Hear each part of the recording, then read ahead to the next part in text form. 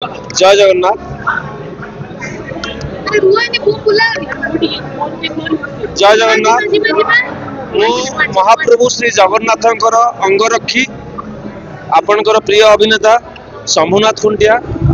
एटा मोर 4 number cinema अनुभव महांती सहित are ना है चारि धाम।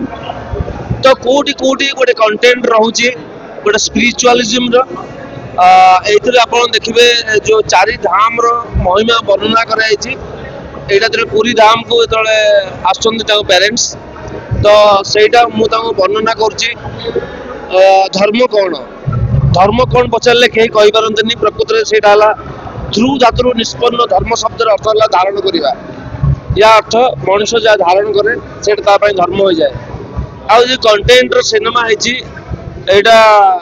युवगोष्ठी आमर जो मैंने बुद्धिजीवी जो मैंने आम गुरुजन अच्छा सबुठ गुरुजन है आम बाप माँ आम बाप माँ हूँ आम चारि धाम जो मैंने निज बाप माँ मानू चारि धाम कभी बुले ना तो सहीटा जदि ये सिनेमा देखिए कारण ये सिनेमा हॉल रे मु सब देखुची माने गोटे कमर्शियल एटा सक्सेस मु कहबिनी एटा गोटे स्पिरिचुअलिज्म रे सक्सेस हेची जो चारि धाम उपरे कथा कहछि बद्रीनाथ हमर रामेश्वर द्वारिका एवं पुरी जगन्नाथ या उपरे गोटे अछि जेमती द्वारिका रे जाई महाप्रभु शयन करंती रामेश्वर रे जेमती जाई स्नान करंती बद्रीनाथ रे जेम जाई तर्पण करंती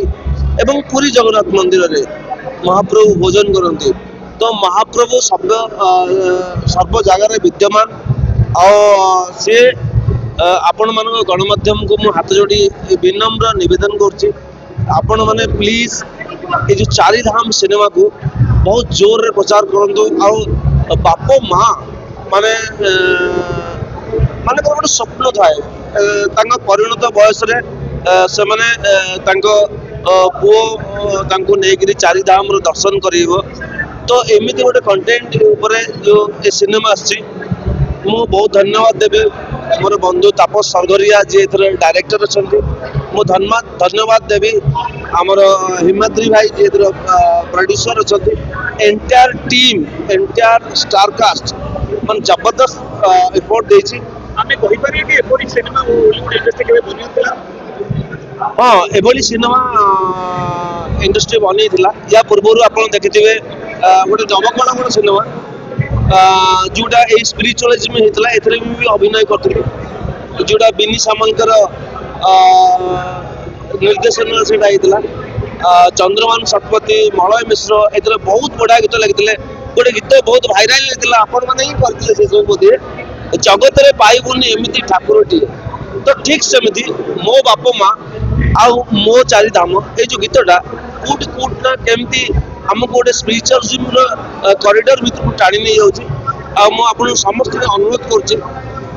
चारि धाम केवल चारि धाम आम ओडिशा भीतर समित नुह चारि धाम सारा सारा भारत वर्ष माने डेणा मेली बस समस्त अनुरोध कर निश्चय चारि धाम देखो। जय जगन्नाथ।